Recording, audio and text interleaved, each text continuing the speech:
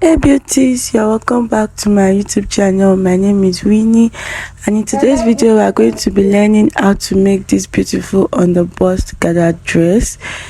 It is very complex. As simple as it looks, you can make a lot of mistakes. So in this video I'm going to be explaining some of the mistakes that I made while doing this, and so you don't make the mistakes too. And then I'm going to be teaching you the simplest way to go about this. So if this is what you love to learn, keep on watching, like my videos, share with your family and friends, and don't forget to turn on the notification bell so you don't miss out anytime I upload a new tutorial.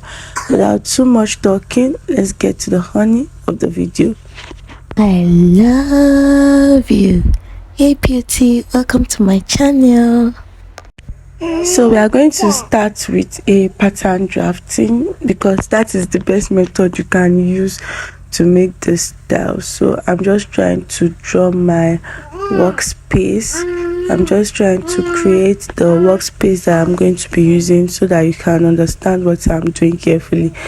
This dress can be very funny. You can finish it now and the person will wear it and will not be able to raise her hand. So some of the things that you can do to make it well, to make it sit well on the person's body is what I'm going to be telling you. So now let's start proper. So I'm drawing out my bust line. This is my bust point measurement. Of course I had half inch to that. My bust point is 12. I measured out 12.5, and then the next thing I'm going to be measuring is my under bust measurement. So I draw that into a straight line and I also write my under bust. Then the next thing I am going to be marking is my hip line. That is where my hip is going to stop, and then I'm going to draw that also. And then the next thing I'm going to be marking out is the full length of the gown, which I've done before. So what I'm going to be doing now is to mark my my armhole depth, and then I'm going to mark the midpoint, and from that midpoint I'm just going to be connecting my armhole like that. The next thing I'm going to be doing is to take my neck width of 3 inches and my shoulder slope of 1 inch, and then I've connected that with a straight line. So that is basically what we are doing now. It's just as simple as that. So the next thing I'm going to be doing is to measure my bust divided by 4 plus the allowance that I'm going to be adding, and also I'm going to measure out the under bust circumference divided by 4. That is round the under bust divided by 4 plus the allowance that I am going to add. And then I'm also going to mark out my hip line divided by 4 plus the allowance, and then I'm going to connect all these points together with my pattern master.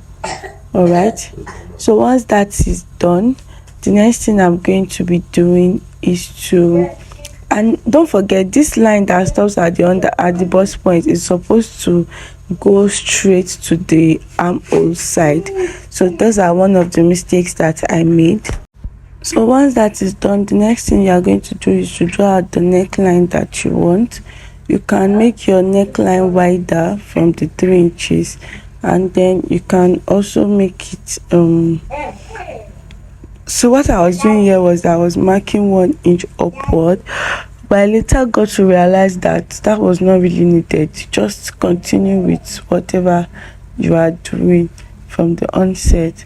So all right, so I went ahead to mark my neck width and neck depth of 3 inches, but it was too choking, so you can expand yours, make your neck width 4 inches, and your neck depth you can make it deeper. So now the next thing you are going to be doing is to measure out the length of your sleeve after the shoulder. If you do not measure it from your client's body, it's okay. After the shoulder, just measure where you want your sleeve to stop, and then if you measured it from your shoulder, that means you are going to measure it all the way down from the center. But if you do not measure it on your shoulder, which I did not do, you are going to measure your shoulder measurement, and then from that shoulder measurement you measure where you want your sleeve to stop. It's still the same thing, all right? And then from that point you measure your sleeve opening. all right, plus the allowance. So you measure your sleeve opening plus the allowance, connect that with a straight line, and then you are going to connect that to the bust point like so with a curve. All right, so once we are done doing that, next thing is to create that curve that sits on the under bust. So from the bust point you can come down by about 1 inch, and then from the under bust I came down by about 1.5 inches, and then I'm just going to connect that to the bust point area like that to form the curved effect that we have around there. So I'm just trying to use my free hand to create that. All right, so once that was done, I just labeled the upper part the yoke. I just labeled the other part with yoke. I will be using a slash and spread to expand that, and this is the down part of the pattern. So the next thing I'm doing is to cut it all out. So I'm just cutting everything out now. Don't forget, I've added all my allowances on paper, so everything is just going to be cut straight like that. After cutting everything out, the next thing we are going to be doing is to work on the upper part, which is going to be a slash and spread. All right, so what I just did was that I came down by 1 inch on that side just to create my shoulder slope. Don't forget that our shoulder is not straight, so I did not want it to be looking funny on the person's body, so I just created that shoulder slope, and then I cut out my neckline. So once that was done, the next thing is to work on our slash and spread. So what we're going to be doing now is that I'm going to be, after drawing the first part, which is the neckline part, I went ahead to create a 1 inch interval on that shoulder line. So after creating that 1 inch interval, and then I'm going to be drawing a straight line all the way down. I'm sorry, I'm actually doing this voiceover in the midnight and these children are still awake. Like, I don't really understand. So sorry for the noise. So after creating all those lines, I went ahead to label it 1 to 10, just how I want it to face. So I'm going to be using my scissors to slash and spread it. So I'm just letting you see that this is the under bust and that is the bust point. So now we are going to be slashing all of this, and then we are going to be spreading it on our fabric to create the volume that we want. I'm deeply sorry for the noise. So after slashing and spreading it, the next thing is to take your fabric, fold it into two like so. Don't forget, it's going to be on fold. Don't go and cut one single piece and be joining it later. It's going to be on fold though. So fold it into two and then start placing your numbered slashes, if that is correct. So I'm going to be placing it number 1 and number 2, and then I am going to be expanding it by 1.5 inches, and then I am going to just do that till I get to 10 inches. All right, so that's what I'm going to be doing. So I'll do that till I get to 10 inches. You don't have to rush. This still takes time. Like, it really takes time, so you have to just be patient, take your time. And then the fabric I was working with is a chiffon fabric. Oh my god, it was so stressful, but you have to just calm down, don't rush, take your time, pin everything together before you now cut it out. If you are new to my channel, you are welcome to the channel of beautiful people.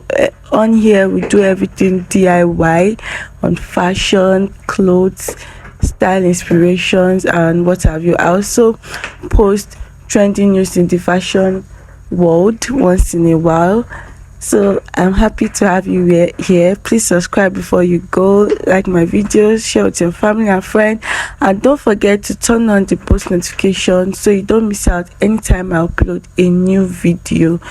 Thank you. So now we are done placing everything. I'm just trying to align it properly, and then I'm going to take my chalk and just trace it out.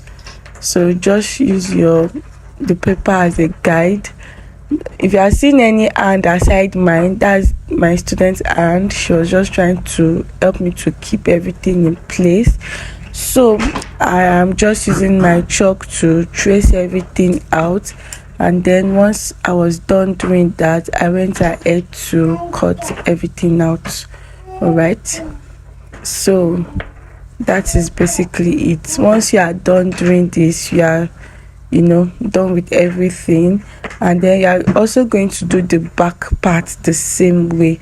The back should be exactly how the front is. If you don't do it like that, which is one of the very big mistakes that I made while making these clothes, I made the back straight while the front was entering inside, so it was very funny. The clothes was not letting the person to raise her hand properly. So the back is meant to be like this also, and the front is meant to be like this also. So I'm going to be stopping here. I'm going to make an updated version soon of this pattern drafting again to show the front and back, and also the sewing process proper, so that you can see what I am really doing. So this is the down part, and I hope this video will be helpful to you. If it was, actually tell me in the comment section and give it a like. Till I see you in the next one, I love you and I care. Bye. Pop